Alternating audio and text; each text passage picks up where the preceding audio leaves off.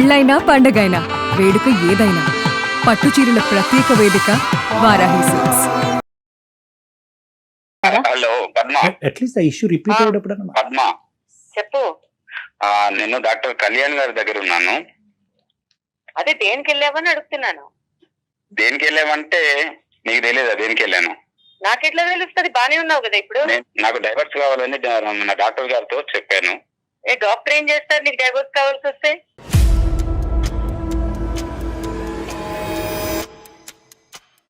Doctor గారితో మాట్లాడాను ఒకసారి. పద్మ అలా కాదు పద్మ గారు, ఒక్క నిమిషం అమ్మా. పద్మ గారు నమస్తే అమ్మా. నమస్తే. నమస్తే అమ్మా, నా పేరు డాక్టర్ కళ్యాణ్ చక్రవర్తి. నేను మానసిక వైద్య నిపుణుడి, రిలేషన్షిప్ కౌన్సిలర్ని. నాతో పాటు జయ గారు ఉన్నారు. మేము సుమన్ టీవీ వేదిక అందమైన జీవితం అనేటటువంటి ఒక ప్రోగ్రాం నుంచి మాట్లాడుతున్నాం. మిమ్మల్ని ఇబ్బంది పెట్టి మిమ్మల్ని కష్టపెట్టేటటువంటి ఉద్దేశం కాదు. మీ ఇద్దరి మధ్యన ఏమైనా తెలిసి తెలియనటువంటి అపోహలు, భేదాభిప్రాయాలు ఏమన్నా ఉంటే కనుక ప్రొఫెషనల్ మీడియేషన్ ద్వారా అది రెక్టిఫై చేయటం గురించే మా యొక్క ప్లాట్ఫామ్. మీకు ఇది మీకు ఇది మా ఇద్దరికి సంబంధించింది. ఆయన తీసుకెళ్లి రోడ్డును పడేసి. అమ్మా ఒక్క నిమిషం అమ్మ, నేను కామ్గా మాట్లాడుతున్నాను. దయచేసి మీరు కూడా అర్థం చేసుకుని కామ్గా మాట్లాడండి. నేనేంటంటే మిమ్మల్ని ఇబ్బంది పెట్టేటటువంటి ఉద్దేశం కాదు. అతను మాకు రీచ్ అయ్యారు. ఏ పాయింట్తో రీచ్ అయ్యారంటే, సార్ నేను ఇలా మానసికంగా ఇబ్బంది పడుతున్నాను. 15 years పాటు మా ప్రయాణంలో ఎటువంటి ఇబ్బంది రాలేదు. ఎప్పుడైతే కనుక నేను దురదృష్టం కొద్దీ నేను సిక్ అవటం వల్ల, లేదంటే నాకు యాక్సిడెంట్ అవటం వల్ల నేను మంచం మీద ఉన్నప్పుడు మా భార్య యొక్క ప్రవర్తన నాకు నచ్చలేదు. నేను షాక్కు గురయ్యాను.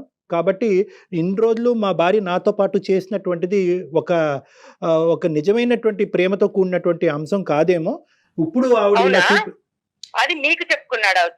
అంటే అలా చెప్పుకున్నాడు. మేమేం కంక్లూడ్ అవ్వలేదమ్మా. మీరు బ్యాడనో, చెప్పారమ్మా, మీరు బ్యాడనో, మీరు కరెక్ట్ కాదనో, మీ ప్రయాణం తప్పనో మేమైతే కంక్లూడ్ అవ్వలేదు. అతను బాధ అలా వెలగక్కాడు అనేటటువంటిది నేను మీ వరకు తీసుకొస్తున్నాను. ఏకంగా 2 పిల్లలు కన్నా తర్వాత మీరు డివోర్స్ అనేటటువంటి పదం వాడటం కూడా కరెక్ట్ కాదు. మాకు ఒక్కసారి పద్మ గారితో మాట్లాడటానికి అవకాశం ఇవ్వండి అని చెప్పి మేము అతని మీద ఒత్తిడి తీసుకొస్తే మీకు కలపటం జరిగింది. చెప్పాలి కదండి. చెప్పకుండా ఏం చెప్తారు చెప్పు. మరి ఏం చెప్పడం? నువ్వు ఇలా చేస్తావని చెప్పుకొని బాధపడాలా, లేదంటే నువ్వు అర్థం చేసుకోవాలని నీతో ఏడవాలా? ఏం చెప్పాలి చెప్పు. ప్రసాద్ గారు, ఇప్పుడు అలా కాదండి. ఆ ఆర్గ్యుమెంట్ కాదు ప్రసాద్ గారు. ఇక్కడ ఏంటంటే ఆవిడ స్థానంలోంచి ఆవిడ మాట్లాడేటటువంటి మాట కరెక్ట్. ఇప్పుడు ఎందుకంటే మీరు సడన్ గా ఇప్పుడు డివోర్స్ అనేటటువంటి అంశం, మీరు మనస్తాపం చెందారు కాబట్టి డివోర్స్ అనేటటువంటి అంశం తీసుకురావటం అన్నది మీ వరకు మీ ఆలోచన శైలికి సబబే, కాదనట్లేదు. కానీ ఈ రోజు ఆవిడని సర్ప్రైజ్ చేశారు కదా. మా యొక్క మీడియేషన్ ఉంది, అందమైన జీవితం నుంచి డాక్టర్ కళ్యాణ్ చక్రవర్తి గారి దగ్గరికి వచ్చాను. మీరు ఎక్కడ వచ్చారు నా దగ్గరికి? మీరు ఫోన్ చేస్తే నేను మీ ఫోన్లో మాట్లాడుతున్నాను. సో ఆవిడ వరకు ఆవిడ సర్ప్రైజ్ అవటం, ఆవిడ వరకు ఇనీషియల్ గా అలా రియాక్ట్ అవటం అన్నది మనం యాక్సెప్ట్ చేద్దాం. ఫస్ట్ మనకు కావాల్సింది ఏంటంటే, అమ్మ సారీ అమ్మ, అతని తరపున నేనే సారీ చెప్తున్నాను. మీకు ఇలా సర్ప్రైజ్. అతని బిహేవియర్ అంతా మీరు సారీ చెప్పడం ఎందుకండి? ఈ షాకులు నాకు 15 సంవత్సరాల నుంచి అలవాటేలేండి.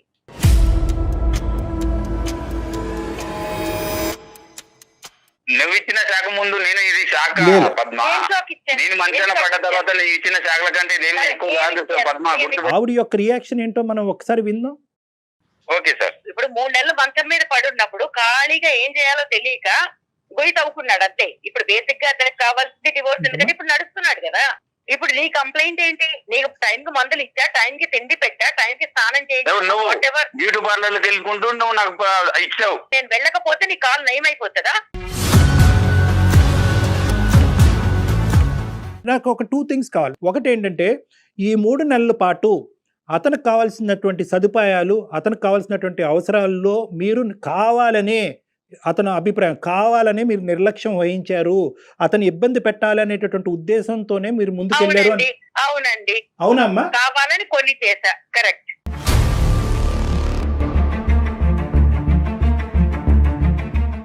అట్లీస్ట్ ఇప్పటికైనా జ్ఞానం అర్థమైన డాక్టర్ గారు వినండి.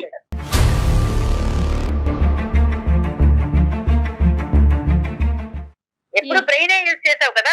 ఈసారి కొంచెం నీకు 3 నెలలు ఖాళీగా ఉండేసరికి మనసు అనేది ఒకసారి బయటకు వచ్చిందేమో ఆలోచించడానికి. 15 ఏళ్ళుగా నువ్వు పెట్టిన దాని ముందు 3 నెలల్లో నేను చూపించింది నథింగ్. చూపెట్టారా? చూపించానండి.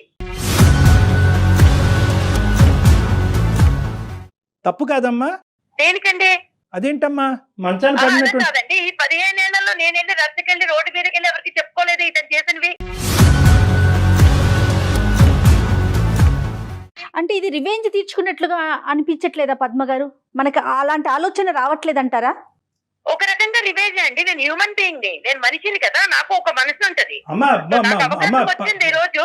15 సంవత్సరాలు బహుశా మేమేమో ప్రీమెచ్యూర్ గా మాట్లాడుతున్నానేమో, నా అనుభవంతో నేను ఏమైనా కొద్దిగా తెలియకుండా ఏమైనా మాట్లాడుతున్నానేమో, నన్ను క్షమించండి. కానీ నేను అనేది ఏంటంటే 15 సంవత్సరాల పాటు ఏ స్థాయి క్షోభను అనుభవించిన తర్వాత మంచం మీద పడి 2 కాళ్ళు ఎరగొట్టుకుని పనిచేసేటటువంటి ఒక మనిషి మంచం మీద ఉన్నప్పుడు ఎటువంటి వ్యక్తిత్వం ఉండేటటువంటి వాళ్ళు కక్ష సాధింపు చేస్తారు? ఎటువంటి మనస్తత్వం ఉండేటటువంటి అంటే మీరు ఒక్క నిమిషం మిమ్మల్ని ఇంటరప్ట్ చేస్తున్నందుకు కాదు, వ్యక్తిత్వాల గురించి మాట్లాడితే వ్యక్తిత్వం లేని మనిషితో నేను 15 సంవత్సరాలు ఉన్నాను.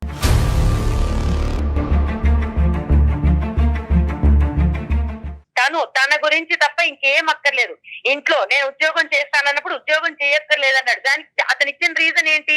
లేదు, నువ్వు ఇంట్లో ఉండాలి చక్కగా, అలా ఉంటే నువ్వు హ్యాపీగా ఉంటావు. బట్ నాకు కూడా కొన్ని ఉంటాయి కదా. నేను చదువుకున్నాను, ఏదో ఉద్యోగం చేద్దాం అనుకున్నాను, ఇంటికి ఫైనాన్షియల్ గా కొంత సపోర్ట్ వస్తుంది అనుకున్నాను. ఓకే, ఫస్ట్ లో అయితే పెళ్ళైన కొత్తలో నేను నమ్మా ఈ డ్రామా మాటలన్నీ. అవునేమో నిజమేమో నెత్తిన పెట్టుకుని చూసేసుకుంటాడు అని. తర్వాత ఓకే, పిల్లల తర్వాత అదే లోకం, వంట చేయడము, సాయంత్రం వచ్చేసరికి లేకపోతే సండే మండే లేదా వీకెండ్స్ ఫెస్టివల్స్ వస్తే ఆయన గారు ఫ్రెండ్స్ ఇళ్ళకి వెళ్ళో లేకపోతే ఫ్రెండ్స్ తీసుకుని వచ్చి సడన్ షాపులు ఎట్లా ఉంటాయంటే ఇప్పుడు ఒక 5గురు వస్తారు భోజనాలకి. ఇంట్లో ఏమి ఉన్నాయి లేవు, వండగలదా లేదా, బతికిందా చచ్చిందా చస్తుందా, ఇవేం చూసుకోకర్లేదు.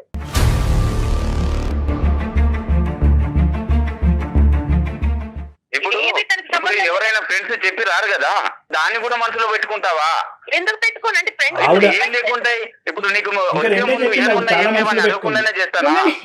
ప్రసాద్ గారు ఒక నిమిషం ఉండండి, మీరు కామ్ డౌన్ ప్లీజ్. నాకు చిన్నప్పటి నుంచి ఫైనాన్షియల్ గా ఇండిపెండెంట్ గా అవ్వాలి, నాకంటూ ప్రతి నెల 100 రూపాయలు ఇస్తావా 1000 రూపాయలు ఇస్తావా ఇది కొనుక్కుంటారు. ఏది కొనాలన్నా కూడా ఐ అండర్స్టాండ్. ఓకే, మధ్య తరగతి బతుకులు ఇలానే ఉంటాయి.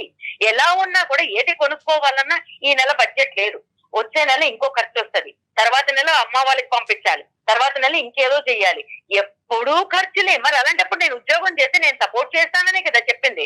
పిల్లల్ని కూడా కాంప్రమైజ్ అయ్యి స్కూల్కి ఏదో పంపిస్తున్నాం, బట్ అనుకున్న స్కూల్ కి పంపించట్లేదు, ఏదో కాంప్రమైజ్ అయ్యాము పంపిస్తున్నాం. ప్రతిరోజు ఏదో ఒకటి. కాళ్ళు బాగున్నంత కాలం, మంచాన పడనంత కాలము ఆయన చేసినవి ఇంత అంత కాదు, మంచాన పడినంత కాలము మేలీగో, తక్కువేం లేదు మేలీగో. ఎంత ఈగోయిస్టిక్ అంటే తన దృష్టిలో తను ఏమీ మాట్లాడకుండా నన్ను తిట్టలేదు కాబట్టి మంచోడు అనుకోవాలి. అంటే తిట్టడం ఒకటేనా? నేనేమైనా శాడిస్ట్నా అని అడిగాడు 2-3 సార్లు. అంటే కొడితేనే శాడిస్ట్వా, లేకపోతే ఇంకేదైనా టార్చర్ పెడితేనే, ఫిజికల్ గా టార్చర్ పెడితేనే శాడిస్ట్వా?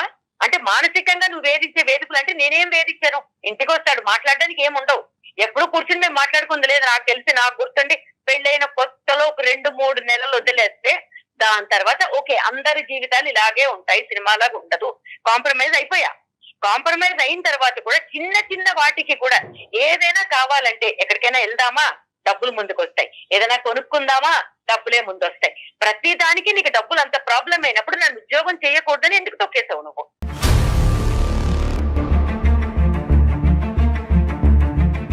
భార్య ఇంట్లో ఉండి చూసుకోవాలని అనుకోవడం తప్ప, లేదంటే నేను సంపాదించిన దానిలో అడ్జస్ట్ అయ్యి ఉండడం అనుకోవడం తప్ప, లేకపోతే అవ్వనని చెప్పాను కదా, నేను అవ్వలేదు. ఎందుకు అవ్వవు నువ్వు? ఎందుకు అవ్వవు చెప్పు.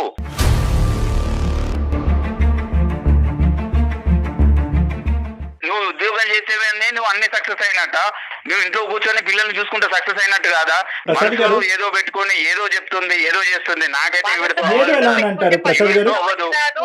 నీతో పడి ఉండక్కర్లేదు, ఎప్పుడో డివోర్స్ ఇచ్చి పిల్లల్ని తీసుకుని వెళ్ళిపోదును.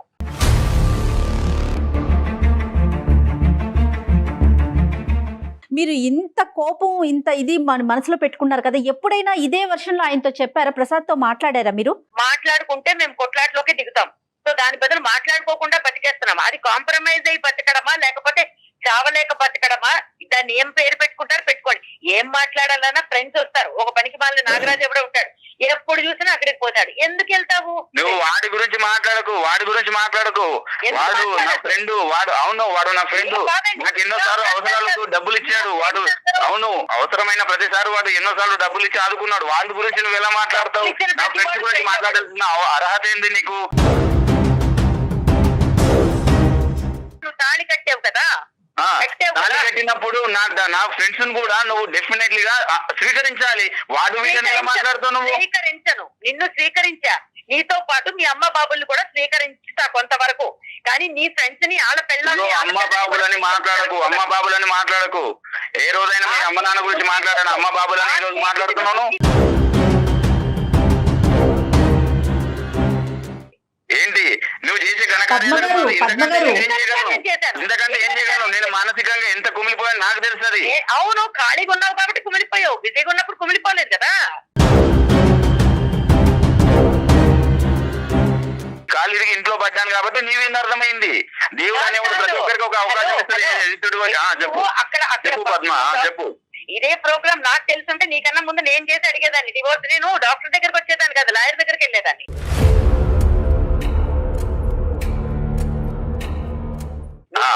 ఇలాంటి వాడివి అని తెలుసుంటే, అంటే ఇంత విషం నింపుకున్నావు, ఇప్పుడు అవసరం తీరిపోయాక పిల్లల్ని రోడ్డుకు పడేస్తావని తెలుసుంటే 15 ఏళ్ళు నీతో కాంప్రమైజ్ అయ్యి బతికి నా జీవితం నేను నాశనం చేసుకునేదాన్ని కాదు.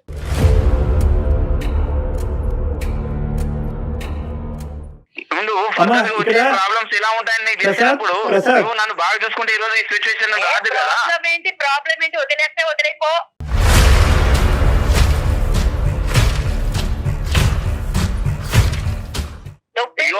ఏంటి సార్ నాకు వద్దు సార్, వద్దు సార్. ఈవిడ ఇంతే మారదు.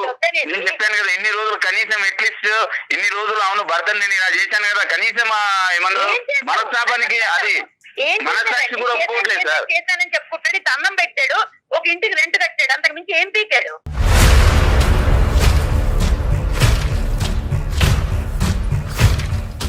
మీ డెఫినేషన్ ఎలా ఉంది అంటే కనుక బహుశా అతని మనసు వరకు అతనికి అర్థం కాలేదు. మీ డెఫినేషన్ ఏం చెప్తున్నారు? నాకు ఫ్రీడమ్ ఉందా, నాకు స్వేచ్ఛ ఉందా, నీ ఫ్రెండ్స్కి ఇచ్చేటటువంటి ఇంపార్టెన్స్ భారీగా నాకు ఇస్తున్నావా? అవును, నన్ను ఫైనాన్షియల్ గా స్టాండర్డ్ గా లేను, ఉన్న దాన్ని అడ్జస్ట్ అవ్వాలని చెప్తాను. అదే తప్ప అండి? తప్పే. ఇక్కడ ఒక ప్రధానమైనటువంటి ఇష్యూ ఏంటంటే ఇవన్నీ ఆవిడ మనసులో దాచిపెట్టుకుని ఒక అవకాశం దొరికిన తర్వాత 3 నెలల పాటు మీరు మంచం మీద పడినప్పుడు ఆవిడ కక్ష సాధింపు చర్యగా ఇది ఒక బంగారు అవకాశంగా తనకు వచ్చింది, మీకు బుద్ధి చెప్పడానికి ఇంతకు మించినటువంటి అవకాశం లేదు అనేటటువంటి విధంగా ఆవిడ ఆలోచన శైలి అంత క్రికెట్గా ఎలా మారిపోయింది అనేటటువంటిది ఇక్కడ ముఖ్యమైనటువంటి అంశం. ఎందుకంటే ఈ మనిషి నీకేమీ చేయలేదు, భయంకరంగా హింస పెట్టాడు, పగలనక రాత్రనక కొట్టాడు, తిట్టాడు, ఆర్థికంగా ఇబ్బంది పెట్టాడు, పిల్లల్ని చదివించడానికి డబ్బులు ఇవ్వలేదు, మిమ్మల్ని బయటకు వెళ్ళడానికి స్వేచ్ఛను ఇవ్వలేదు, ఇన్ని రకాలుగా హింస పెట్టినా కూడా ఒక మానవతా దృక్పథంతో ఒక మనిషి మంచం మీద పడినప్పుడు సేవ చేయవలసినటువంటి భార్యే కాదు, ఒక ఎవరైనా కూడా అతని పక్కన ఎవరున్నా కూడా సేవ చేస్తారు. కానీ దాన్నే ఒక వాళ్ళు పిలుచుకోవచ్చు కదండి, వాళ్ళకి బాగా నీ పాత్ర అమ్మ, నీ పాత్ర అమ్మ, ఎవరో వచ్చి చేస్తారని ఉద్దేశంతో నీకు ఇచ్చి పెళ్లి చేయలేదమ్మా. ఏ సేవ చేసుకుందుకి అమ్మ రావచ్చు, మీ అక్క చెల్లెలు రావచ్చు, సేవకి ఎవరు రారు. మీరు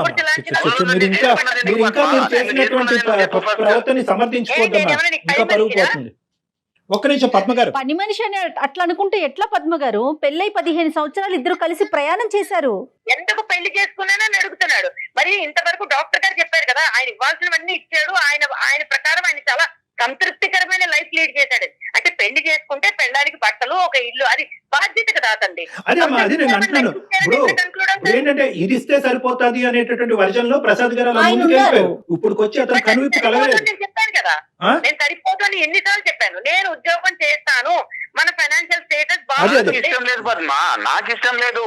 మీరు ఒక పాయింట్ ఏంటంటే ఆవిడ 15 years పాటు ఒక ట్రామాకు గురైంది. ఓకే, ఇప్పటికైనా యాక్సెప్ట్ చేయండి. ఇప్పుడు ఆవిడ ఒక ట్రామాకు గురైంది. ఏంటి ఆ ట్రామా అంటే కనుక ఆర్థికంగా సరిపోయినటువంటి జీవితాలతో సంసారం నడుపుతున్నారు. ఇప్పుడు ఏంటంటే ఆవిడ పని చేసేటటువంటి కెపాసిటీ, సంపాదించేటటువంటి కెపాసిటీ ఉన్నా కూడా నువ్వు కాలు కిందన పెట్టడానికి అని చెప్పి మీరేదో త్యాగమూర్తిలాగా ఆవిడని బయటకు పంపించకుండా ఉన్న దాంతోనే సరిపెట్టుకుని అనేటటువంటి ఒక బందికానలో ఆవిడని ఇది చేశారనేది ఆవిడ అభిప్రాయం. మీకు ఇష్టం లేకపోవటం ఏంటి? ఆర్థికంగా సుఖపట్టడం గురించి నేను బయటకు వెళ్ళి చేస్తాను అనుకున్నప్పుడు ఈ 15 సంవత్సరాల్లో ఒక్కసారైనా ఆవిడకి అవకాశం ఇచ్చి బయటకు పంపించచ్చుగా. నాకు ఇష్టం లేదు. ఈ రోజు నువ్వు ఇంట్లో ఉండి సుఖపడు, పిల్లల్ని చూసుకుంటే చాలు, నువ్వు దీనికి మించి ఏమీ చేయక్కర్లేదు అనేటటువంటి ఆ పాజిటివ్ యాంగిల్ ఎందుకు చూడలేకపోతున్నారు మీ ఆయనలో? దాని శాడిజం అంటారమ్మా, దాని శాడిజం.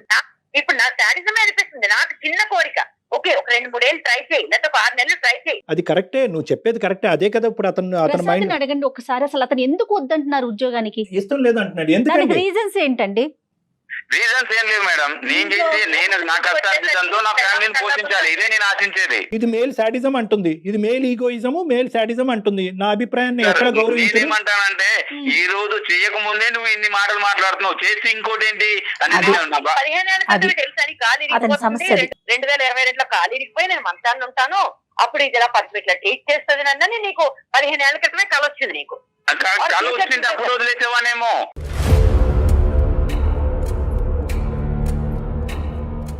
ఇంట్లో కూర్చుంటేనే ఇలా మాట్లాడుతుంది, బయటకు వెళ్తే ఈవిడ కొమ్ములు వచ్చి ఇంకెలా మాట్లాడుతా అంటే ఒక ఆడదాన్ని ఇలాగే ఉండాలి, ఈ పరిధుల మధ్యనే ఉండాలి, ఇలాగే మాట్లాడాలి, ఇలాగే వ్యవహరించాలి అనేటటువంటి గీతలు మీరు ఆల్రెడీ మెంటల్లీ మీరు ముందే గీసుకున్నారు. నేను ఇప్పుడు వరకు ఏమనుకుంటున్నానంటే అరే అబ్బా ప్రసాద్ భార్యను సుఖపెట్టేస్తున్నాడు, ఇంట్లో కాళ్ళు నేల మీద మోపకుండా అబ్బాయి ఎంత పువ్వుల్లో పెట్టుకుని భార్యను చూసుకుంటున్నాడు అని నేను అనుకున్నాను. ఇప్పుడు అలా లేదు యాంగిల్. బయటకు వెళ్తే నీకు 2 కొమ్ములు వస్తాయి, నన్ను డామినేట్ చేస్తావు, లేదా నా వాల్యూ పోతుంది అన్నట్టు మాట్లాడుతున్నాను. నేను ఒకవేళ పంపించుంటే 100% ఇదే జరిగింది. 3 నెలలు ఆయన కాదనుకుని నాకు నచ్చిన టైంలో సినిమాకి వెళ్తా, నాకు నచ్చిన టైంలో ఫ్రెండ్ ఇంటికి వెళ్తా, నాకు నచ్చిన టైంలో ఫ్రెండ్స్. నేను ఒకే ఒక మాట చెప్తాను, దయచేసి శ్రద్ధగా వినండి. ఒకే ఒక మాట నేనేమంటున్నానంటే ఈ 15 ఇయర్స్ పాటు మీ యొక్క అధికారం ఇలా ఉంది, నా యొక్క ఆలోచన శైలి ఉంది, నాకంటూ స్వేచ్ఛ ఉంది, నాకు స్వేచ్ఛ కావాలి, నాకు విముక్తి కావాలి, లేదంటే నీ ప్రవర్తన మారకపోతే నేను చచ్చిపోతాను అనేటటువంటి అంశాలు మీరు ఇంకో విధంగా ఫైట్ చేసి ఉంటే చాలా బాగుండేదమ్మా. బయటికి వెళ్ళి బతకచ్చు, పిల్లలతో బతకచ్చు, ఉద్యోగం చేసుకోవచ్చు, నా అభిప్రాయం ఇది, నా ఆలోచన ఇది, నేను ఇలా ఉండగలను అని చెప్పి అతనికి ఇంకో విధంగా బుద్ధి చెప్పచ్చు. కానీ ఒక మనిషి మంచం మీద పడిన తర్వాత ఒక శాడిస్టిక్ మెంటాలిటీతో ఒక ఇన్హ్యూమన్గా అరే నీకు మంచి శాస్తే జరిగింది, ఇప్పుడు పెళ్ళం అంటే నీకేం తెలుస్తుంది అనేటటువంటి అభిప్రాయంతో మీ క్యారెక్టర్ని మీరు అసాసినేట్ చేసుకున్నారు చూడండి, అది నాకు బాధగా ఉంది. పొరపాటు పడుతున్నారండి. మనసులోనైనా మనిషిలోనైనా శాడిజం అనేది బయటపడేది శాడిస్టులతో బతికితేనే. నేను ఏదైతే మాట్లాడుతున్నాను ఇక్కడ దీనికి సంబంధించినటువంటి అవుట్లైన్ మీ ఇద్దరికి అర్థమైంది. కానీ ఈరోజు ఇద్దరు ఏంటంటే వెనక్కి తగ్గేటటువంటి ఆలోచన లేదు, గెలుపు బాటనే వెళ్ళాలి. ఈరోజు మనం ఇక్కడ కాంప్రమైజ్ అయిపోతే కనుక ఇంక జీవితాంతం కాంప్రమైజ్ అయిపోవాలనేటటువంటి ఉద్దేశంతో ఆవిడ వాదన ఆవిడ వినిపిస్తుంది, మీ వాదన మీరు వినిపిస్తున్నారు. ఇద్దరు కూడా మీ పిల్లల గురించి ఎవరు ఆలోచించట్లేదు. మీరిద్దరు కాదండి, నలుగురు ఆ విషయాన్ని మర్చిపోతున్నారు. ఇద్దరు కూడా మీ పిల్లల గురించి ఆలోచించట్లేదు. నలుగురు ముగ్గురు అవుతాం.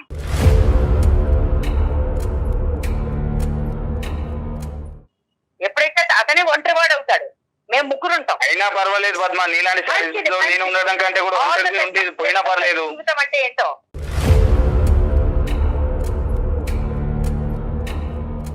నాకు కూడా అమ్మయ్య దీంట్లోంచి అమ్మయ్య ఆ అమ్మయ్య జీవితాంతం ఉండదమ్మా. నలుగురు ముగ్గురు అవటం అనేది సులభమేమో కానీ ఆ ముగ్గురు ప్రయాణం చేయటం అనేది చాలా కష్టము. నలుగురులోంచి ఒక్కడే వెళ్ళిపోతాడు కదా, తనకే తెలిసి వస్తుంది. అతనికి తెలిసి వస్తుందో మీకు తెలిసి వస్తుందో కాలం నిర్ణయిస్తుంది. కానీ ఇలాంటి అంశాలు నా దగ్గర శతకోటి ఉన్నాయి. మీరేదో ఈ రోజు ఇందులోంచి బయటపడితే నేను సుఖ జీవితం అనిపిస్తున్నానని అనుకుంటారు. కానీ అదే ప్రశ్న రేపొద్దున మీరు పిల్లల్ని అడిగినప్పుడు మీ పిల్లలు మిమ్మల్ని అడిగినప్పుడు మీ తల ఎక్కడ పెట్టుకోవాలో మీకు తెలియదు. ఏ అమ్మ నాన్నని ఏ కారణం చేత వదిలేసావు? మానసిక ప్రశాంతత ముఖ్యం నాకు. మీకు ముఖ్యం. తండ్రి లేనటువంటి పిల్లలు మానసిక ప్రశాంతతతో ఉంటారా అనేటటువంటి ప్రశ్నకి ఈ రోజు మీరు మాట్లాడేటటువంటి తీరులో మీకు సమాధానం దొరకదు. కాలం నిర్ణయిస్తుంది. తండ్రి ఒక్కడే ఉంటే సరిపోదండి. తండ్రి ఒక్కడే కదా, తండ్రితో పాటు భర్త రోల్ కూడా చేయగలగాలి.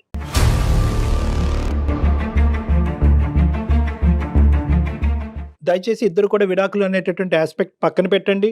మీరిద్దరు కలిసి నా దగ్గరికి రండి ఒక్కసారి. ఎందుకంటే ఇది అంత చిన్న అంశం ఏం కాదు. దయచేసి నాకు మాత్రం ఇలాంటి ఏమంటారు ఒక చెర నుంచి బయటకు విడిపిస్తారని నాకు వద్దు సార్. ఈవిడ మాత్రం వద్దు, నాకు విడాకులే కావాలి. నేను బతికేదేంటండి, చెర అనుకునే మనిషితో అసలు బతకాలన్న ఆలోచనే దరిద్రంగా ఉంది.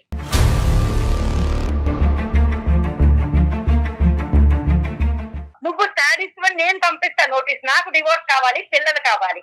నువ్వు ఎక్కడ ఏడుస్తావో, నాగరాజు గారి దగ్గర పోతావో, 10 మంది ఫ్రెండ్స్ సొసైటీలో స్థానం పోయిన తర్వాత ఫ్యామిలీ లేకుండా నీకు తెలుస్తుంది. నువ్వు లేకపోతేనే నేను ప్రశాంతంగా ఉంటాను డెఫినెట్లీ గా. హలో కట్ అయిపోయినట్టుందండి, ఆవిడ పెట్టేశారండి ప్రసాద్ గారు.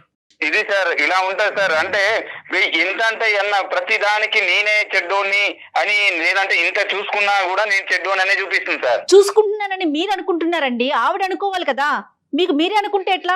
ప్రసాద్ గారు ఒక్క పాయింట్ ఆవిడ వెళ్ళిపోయింది లేండి, కానీ పిక్చర్ లోంచి బహుశా ఏంటంటే విడివిడిగా మీ ఇద్దరితో సపరేట్ గా మాట్లాడుంటే ఇష్యూ ఇంకో విధంగా ఉండేది. ఆవిడ ఏదో మిస్ అయ్యింది ఈ మొత్తం ప్రయాణంలో అన్నది ఇప్పటికైనా మీకు కనువిప్పు కలగాలి. ఏదో మిస్ అయింది, మీరు అన్ని చేశారు, చేయలేదని అనట్లేదు, కానీ ఏదో మిస్ అయింది, ఒక ప్యాచ్ వర్క్ అనేది ఉంది. ఆ ప్యాచ్ వర్క్ రియలైజ్ అవ్వాల్సినటువంటి అవసరం ఈ కుటుంబాన్ని. దయచేసి మీరు డివోర్స్ అని అడగండి. మీరు అడుగుతున్నారు, ఆవిడ అడుగుతున్నారు, కానీ ఇది ఆ సందర్భం. ఈ డివోర్స్ అనేటటువంటి ఆస్పెక్ట్ అసలు మీ ఇద్దరి మధ్యన ఇష్యూయే కాదు నాకు అనిపిస్తుంది. ఇప్పుడు మీకు కావాల్సింది ఏంటంటే ఒకటే, నువ్వు ఉద్యోగం చేసుకుంటావా, గో హెడ్. నీ జీవితం నువ్వు బతకాలి అని అనుకుంటున్నావా, గో హెడ్. నీకు స్వేచ్ఛాయుతమైనటువంటి వాతావరణం కావాలా, గో హెడ్. నీకు నచ్చినటువంటి మనుషులు ఇంట్లోకి రాకూడదా, ఓకే. ఇవి కొన్ని స్టెప్స్, ఇవి బేసిక్ స్టెప్స్. ఈ స్టెప్స్ దిగటం వల్ల, ఈ ఫిక్సేషన్స్ మార్చుకోవటం వల్ల మన జీవితాలు ఏమి నాశనం అయిపోవండి. విడిగా ఉండి డివోర్స్ అయిపోయి పిల్లలు ఒక దిక్కు మీరు ఒక దిక్కు ఉంటే కనుక అప్పుడు జీవితం నాశనం అవుతుంది. అప్పుడు అసలు సిసలైనటువంటి కష్టాలు. పర్సనల్ గా కూడా ప్రసాద్ గారు ఒకసారి బయటికి వెళ్తే బయటకు ఉండే కష్ట నష్టాలు తనకు కూడా తెలుస్తాయి. ఉద్యోగం అనుకోగానే చేయటం అంత ఈజీ అంటారా? పోనీ చేసింది అనుకోండి, మీ కుటుంబానికే కదా ఆసరా అవుతుంది. అది బయటికి వెళ్ళి కష్టపడుతుంది, ఇబ్బంది పడుతుంది అనేటటువంటి అంశం కాదు ప్రసాద్ గారు. ఈ రోజు ఆ అమ్మాయి 15 సంవత్సరాలు బట్టి ఒక చిన్నపాటి కోరుకుంటుంది. చాలా ఇళ్లలో ఇది చాలా చిన్నపాటి కోరిక. అవునవును. ఎక్కడైనా మీరు స్వింగ్ అయ్యారా? ఎక్కడైనా మీరు ఒక్కసారైనా ఫ్లెక్సిబుల్ ఇచ్చారా? ఒక అవకాశం ఇద్దామని ఇచ్చారా? ఓకే, ఫైనల్గా నేను చెప్పేది ఒకటి ఏంటంటే, మీరు మాకు ఆవిడ నెంబర్ కూడా ఇవ్వండి, తర్వాత ఒకసారి ఆవిడ నెంబర్ ఇవ్వండి. నేను ప్రత్యక్షంగా ఆవిడకి ప్రత్యేకంగా ఆవిడకి ఫోన్ చేసి నా సెషన్స్కి రండి, నా కౌన్సిలింగ్కి రండి అని ఇన్వైట్ చేస్తాను. మీరు లీగల్ కౌన్సిలింగ్కి వెళ్ళవలసినటువంటి అవసరం లేదు, నా కౌన్సిలింగ్కి రండి. మనం ఒక సానుకూలమైనటువంటి వాతావరణంలో విడివిడిగా మీరు ఆవిడ నాతో మాట్లాడదిరి కానీ, కలిపి కూడా మాట్లాడదిరి కానీ, ఈ ఇష్యూని ఒక కొలిక్కి తీసుకొద్దాం. అప్పటి వరకు ఈ డివోర్స్ అనేటటువంటి ఆస్పెక్ట్ తీసి పక్కన పెట్టండి. తీసేయండి. పిల్లలు సర్వనాశనం అయిపోతారు చెప్తున్నా. మిమ్మల్ని నమ్ముకుని వచ్చిన ఒక ఆడ మనిషికి తినటానికి తిండి, కట్టుకోవటానికి చీర, బట్టలు, లేకపోతే 2 పిల్లలు, అది కాదండి. సంతోషంగా ఉండాలి. ఆ సంతోషం ఎక్కడ మిస్ అవుతుందో ఆ పాయింట్ని మాత్రం ఒక్కసారి చూడండి. ఈ 15 years పాటు ప్రసాద్ అనేటటువంటి వ్యక్తి ఈ జీవితంలో ఏం చేశాడు అనేది కాకుండా ఏం చేయలేకపోయాడు అనే అంశంలో మీరు చూడగలిగితే కనుక ఇష్యూ రిజాల్వ్ అయిపోతుంది. మీరు మాట్లాడతామన్నారు కదా సార్, తప్పకుండా నెంబర్ షేర్ చేయండి. మీ నెంబర్ కూడా నేను కాల్ చేస్తాను. మా మేనేజర్ మీకు ఇద్దరికి కాల్ చేసి ఒక పలానా టైంలో డాక్టర్ గారు ఫ్రీగా ఉన్నారు రండి అంటారు. మీ ఇద్దరు వచ్చి నాతో మాట్లాడండి. Right Prasad garu. Thank you so much madam. Thank you Kalyan garu. Thank you. నమస్తే.